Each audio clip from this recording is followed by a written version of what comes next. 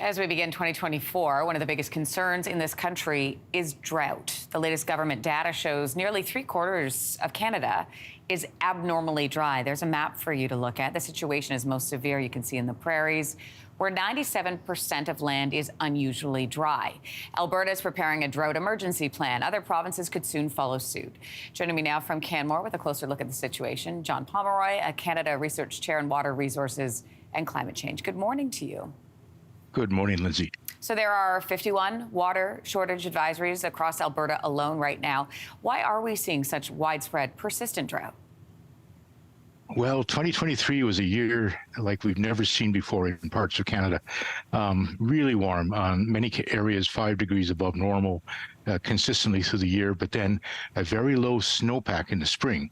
And that meant reduced river flows out of the mountains, meant massive shrinkage of our glaciers. It meant early wildfires in the north. And it meant terrible drought for prairie farmers and BC farmers and ranchers. We started off like that, and then we stayed dry and warm throughout the year. And then December was unbelievable. Over most of the country, more than 5 degrees above normal.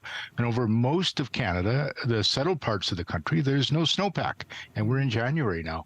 So with extremely low soil moisture conditions, low lake levels, low wetlands, low groundwater, low reservoirs.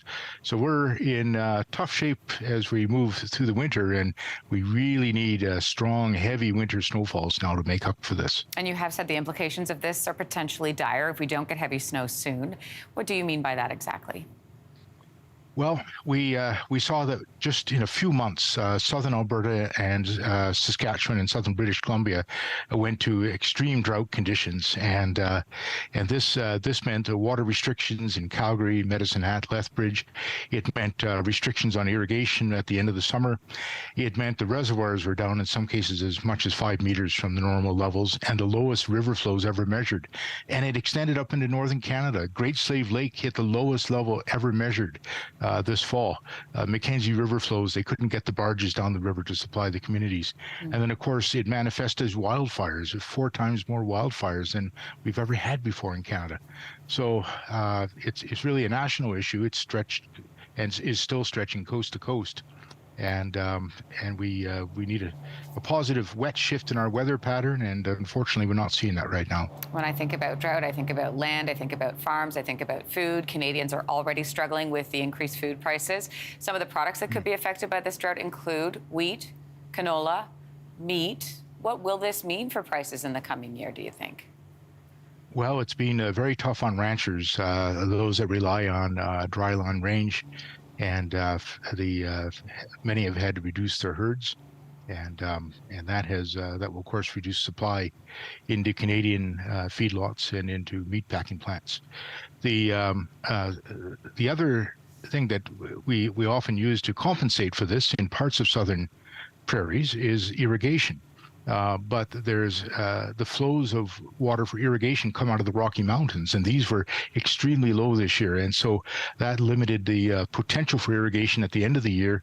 It really has those reservoirs very, very dry right now, some of them. And so it's putting us in a precarious position for next year. I'm just thinking about ways that farmers may need to adapt. What options do they have? Well, one is shifting to less water-intensive crops and planting that right now. The other, some farmers may choose to summer fallow even in extreme case. But there are less water-intensive crops that can be chosen at this point in the year. That's probably a good bet. Reducing herds, another good bet. Trying to secure feed from different sources, and then of course the water management agencies across Canada need to cooperate to ensure there's enough water in the reservoirs for the irrigators, because there's very likely to have above normal demand for irrigation this year, and that's going to take cooperation between provinces and between the provinces and the federal government. Well, John Pomeroy, we appreciate you waking up very early for us this morning and walking us through. Thank you. Okay, thank you very much. Bye-bye. All right, take care.